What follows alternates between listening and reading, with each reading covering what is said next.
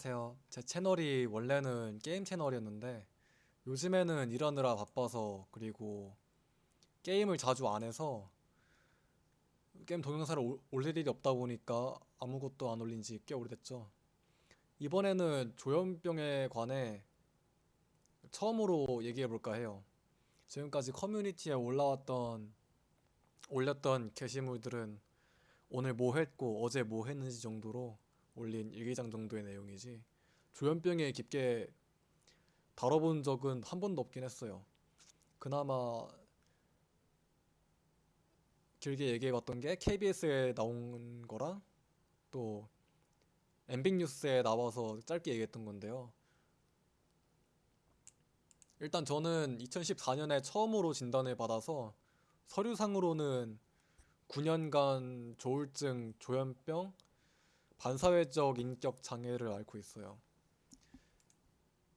구체적으로 보시면 알겠지만 저번에 하도 조작 논란이 많아가지고 진단서를 따로 뗐는데요. 보시다시피 2014년에 처음으로 진단을 받았었죠. 저번에 그 유명 인플루언서 유모 씨가 사기라든가 해외 원정도 막 이런 걸로 논란이 됐었잖아요. 그 뚜레 증후군에 관련해서 사기 행각을 벌였던 분도 있고 해서 그래서 사람들이 조작에 너무 민감한데 그 그러다 보니까 인증을 안 할 수가 없더라고요. 저번에는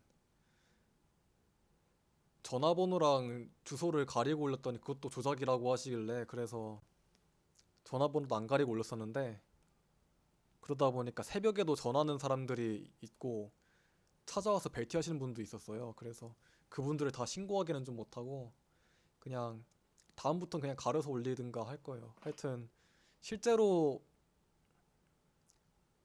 실제로 기록이 남아 있는 사실이에요. 일단 주로 앓는 질환들이 환청이나 망상 등의 장애예요. 특히 환청 같은 경우는 약물을 장기간 복용 안 하면 자주 일어나는 일인데 여러분들이 미디어에서 접하는 조현병 환자나 정신질환들 정신질환자들처럼 누군가를 칼로 찌르라거나 아니면 해치라고 하거나 그런 유형의 환청이 들리는 건 아니고요. 어떤 특정한 단어나 문장이 잊혀지지 않고 장기간 남아 한 번씩 계속 들리는 정도예요. 예시를 들자면 초등학생 때 유승건이라는 친구가 학교 끝나고 PC방에 가자고 한 적이 있는데 이 내용이 잊혀지지가 않아서 가끔 한 번씩 주변에 아무도 없는데 학교 끝나고 PC방 가자는 얘기가 들려서 주변에 돌아보면 아무도 없다든가 그래서 무한한 일들이 꽤 있었어요. 특히 중학생 때 심했는데 이런 것들 때문에 학교 가는 거를 되게 싫어했어요. 실제로 중학생 동창들은 저를 되게 싫어해요.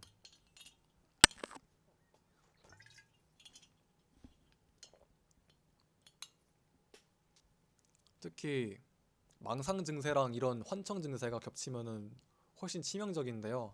잦은 환청으로 혼잣말을 하게 될 경우에 간혹 내가 혼잣말을 했는지 아니면 안 했는데 그냥 망상을 하는 건지 헷갈릴 때가 있어요. 그럴 때는 주변 사람들이 나를 이상하게 생각하지 않을까 하는 그런 생각 때문에 무서워하기도 하고요.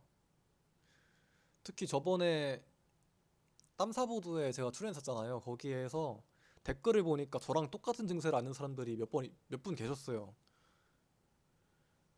그분이 남긴 댓글을 보니까 되게 저랑 똑같았어요. 내가 혼잣말을 했는지 안 했는지 헷갈려가지고 되게 불안한 적이 많았거든요. 그분도 그런 얘기를 하시더라고요. 그리고 언어적으로도 비상식적인 얘기를 좀 많이 해요. 요즘엔 많이 덜하긴 한데 그래도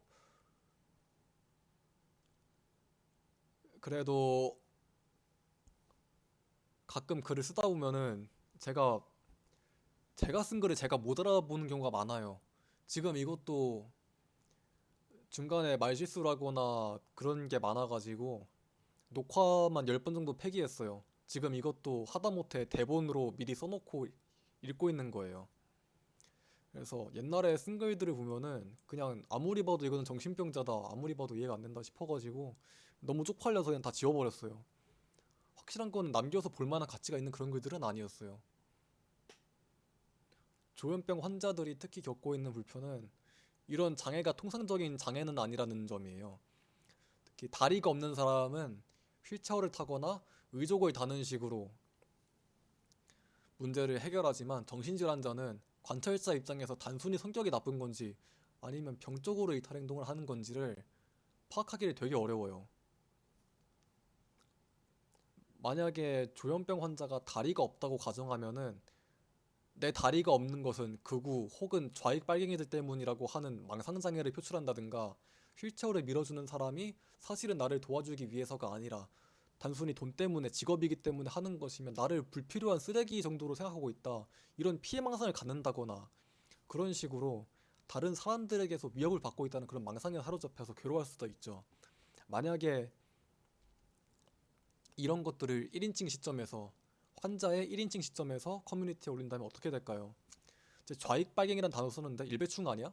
다리 없는데 휠체어를 밀어주는 게 고맙진 않아? 고맙진 않을 망정 그딴 생각을 한다고? 장애인이라고 다 착한 사람은 아니구나, 이런 여론을 형성하고 사람들한테서 온갖 비난을 받을 거예요. 근데 그게 자기 의지가 아닌 거죠. 가장 무서운 사실은 병을 앓고 있는 사람, 당사자가 아닌 제3자의 입장에서 봤을 때는 그 사람이 단순히 성격이 나쁜 것인지 망상이 장애 때문에 일어나는 일인지 당사자가 말을 해주지 않으면 알 수가 없다는 점이죠. 그런데 조현병 환자를 마주했을 때 대부분 사람들의 행동은 이상한 사람을 피해야 한다는 생각이 지배적이에요. 이상한 사람들이랑 엮이면 큰일이 난다든가, 개인을 위해서라면 당연히 많은 행동이고 가장 안전한 행동이에요. 상대가 어떤 사람인지는 말해주기 전엔 모르니까요. 그런데 조현병 환자를 사회생활을 못하게 격리시킨다든가 피한다거나 하는 행동이 망상장애를 오히려 악화시킨다는 거죠. 그렇다고 해서 이 환자들을 전부 다 상대해줘야 할 의무도 없고요. 그래서 환자들이 사회에 적응하려면은 약물 치료도 중요하지만 스스로 해결하는 것도 중요하게 생각해요. 만약에, 왜냐면 스스로 해결 못하면 사회에서 도태당하기 때문에 스스로 해결하는 것 말고는 선택지가 없어요. 뉴스에서 간혹 암 걸린 자녀를 부양하다 끝끝내 견디지 못해 자녀를 죽이고 자살하는 사람의 이야기라든가 그런 안타까운 일들을 접할 수도 있잖아요. 다리 없는 사람의 휠체어를 밀어주는 것도 수년이 되면 지쳐서 포기할 수도 있는 일이고요. 그런데 조현병 환자들은 남들한테 민폐를 끼칠 수도 있는 그런 정신질환을 앓는 사람들이라서 주변의 권유와 끝끝내 결정한 포기, 방임들을 자주 경험할 거예요. 도저히 이런 사람을 돌봐주는 거는 무리라고 생각할 테니까요. 저 같은 경우는 망상장애를 극복하는데 가장 도움이 된 게 개인 방송이에요. 조현병을 오래 앓다 보면 자연스럽게 사람들이랑 어울리지 못하고 단어 반복 등의 틱장애와 유사한 행동을 하거나 환청으로 인해 혼잣말을 하게 되는데, 이러면 당연히 주위 사람들이 이상하게 생각할 거고 거기에 저처럼 관찰망상, 주시망상까지 더한다면 모든 사람들이 내 행동을 이상하게 생각하고 내 뒷담화를 할 거라는 망상에 시달려서 자연스럽게 집 밖에 안 나가게 돼요. 너무 오랫동안 안 나가서 공과금이 밀린 적도 많은데, 돈이 없어서 밀린 건 아니고 우편물을 확인하러 나가는 것조차도 안 해서 그렇게 됐어요. 그럴 때 저한테 힘이 된 게 개인 방송이에요. 사람들이 악플을 달거나 나를 이상하게 생각하면 어떡하냐 하는 두려움이 있어도 일단 인터넷 공간이기 때문에 나한테 실제로 위해를 가할 사람은 없다는 것을 염두에 두면 돼요.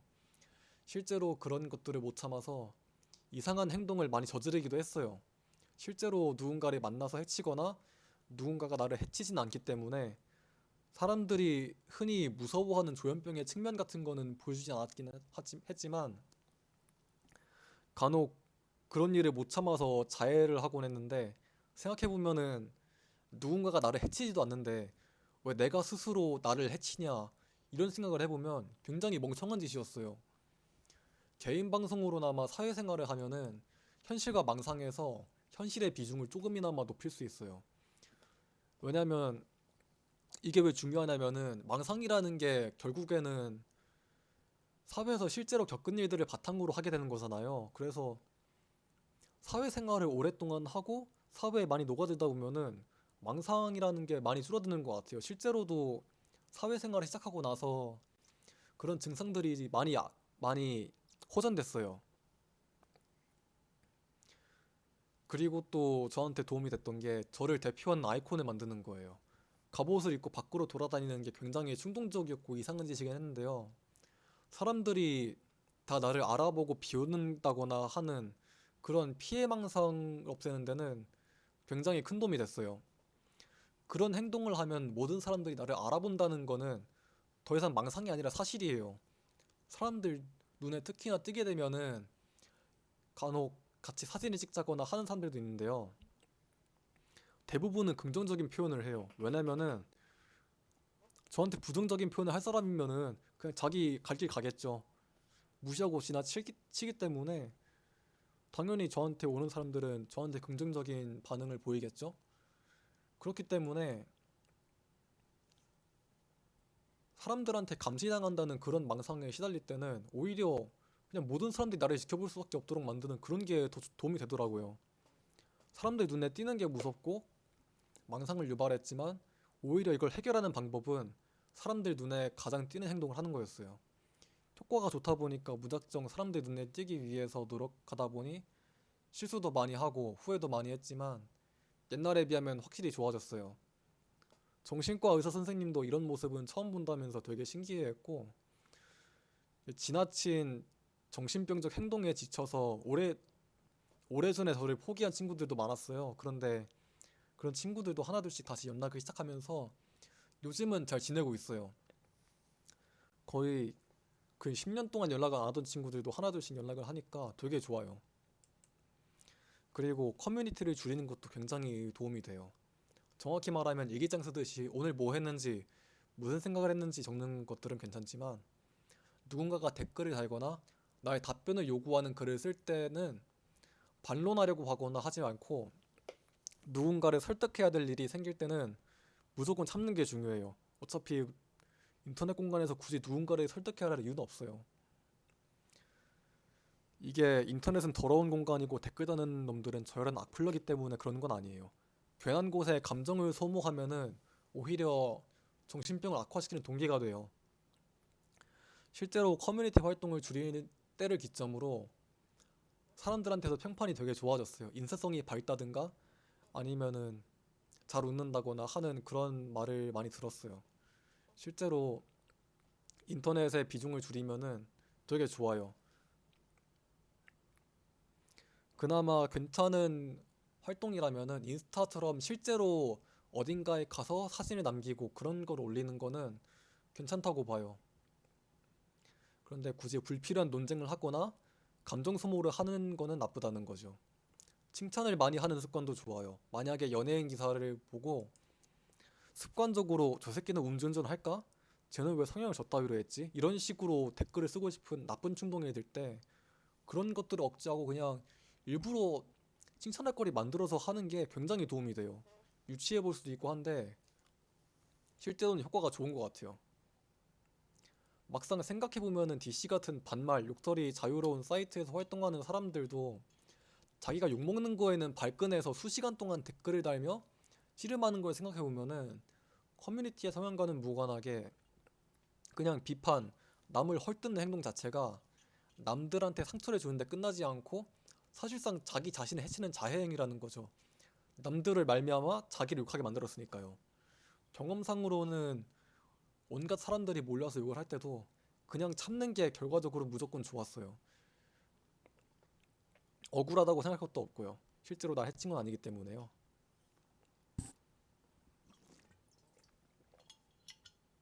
그리고 욕설을 줄이거나 안 하는 것도 좋아요. 기분이 나쁠 때 표현을 안 하는 것도 삶의 질을 높이고 정신병을 약화시키는데 굉장히 도움이 돼요. 저 같은 경우는 특히 환청이 들려서 욕을 할 때 화들짝 놀라서 주변에 두리번거리곤 하는데 욕을 안 하면은 그렇게까지 놀랄 일은 아니죠. 그 제가 구독하는 유튜버 중에 마이너한 분들 중에 동네 김씨라는 분이 있는데 그분이 전에 게임하다 말고 와 씨발 이거 존나 사기네라고 한 게 머릿속에 맴도는 거예요. 그래서 길 가다 말고 입 밖으로 나온 적이 몇 번 있었는데 마트에서 장 보다가 그런 적도 있어서 놀랐어요. 근데 욕을 안 하면 그렇게까지 놀라지는 아니거든요. 욕만 안 하면은 그냥 사람들이 혼잣말하냐 하고 말겠죠. 그래서 욕을 줄이는 것도 굉장히 도움이 크게 됐어요. 그리고 이런 것들을 겪으면서 조금씩 사회에 녹아들다 보니 이제 정신병으로 피해를 줬던 모든 사람들한테 미안한 생각도 들고요. 지나온 일들은 어떻게 해결해야 하고 그런 생각도 들면서 후회도 하지만 고립된 시기보다는 현저히 나은 삶을 살고 있어요. 조현병 환자들이 사회로 나오는 일은 당연히 힘들고 적응하는 초반기에는 온 세상 사람들이 나를 혐오한다는 생각도 들지만 억지로 참으면서 노력하면은 어느 정도 해결이 되기는 해요. 가장 중요한 건 조현병 환자들은 병원에 다니는 사람들이라는 거예요. 병원에 다니기 때문에 확진을 받은 거니까요. 실제로 우리가 무서워해야 할 사람들은 조현병 진단을 안 받은 사람들이에요. 암 환자가 병원에 안 갔다고 해서 암이 없는 건 아니듯이 단순히 사회적 불이익을 피하기 위해서 병원에만 가지 않는 사람들이 폭력을 휘두르고 다닌다면은 그게 정말로 위험한 거예요. 앞서 말했듯이 제가 겪은 환청은 누군가를 죽이라거나 그런 게 아니에요. 폭력적인 행동은 폭력적인 생각에서 나오는 거예요. 평소에 조금도 폭력적인 생각을 내비치지 않은 그런 사람들을 조현병 환자니까 칼부림할 수도 있다거나 하는 식으로 누명을 씌우는 거는 억지예요. 스스로 치료 의지가 있는 사람들은 사회가 나서서 도와줘야 한다고 생각해요. 그렇듯이 조현병 환자들과 어울리는 게 굉장히 어렵고 힘들겠지만 잘 될 거라고 믿어요. 긴 얘기 들어주셔서 정말 고맙습니다.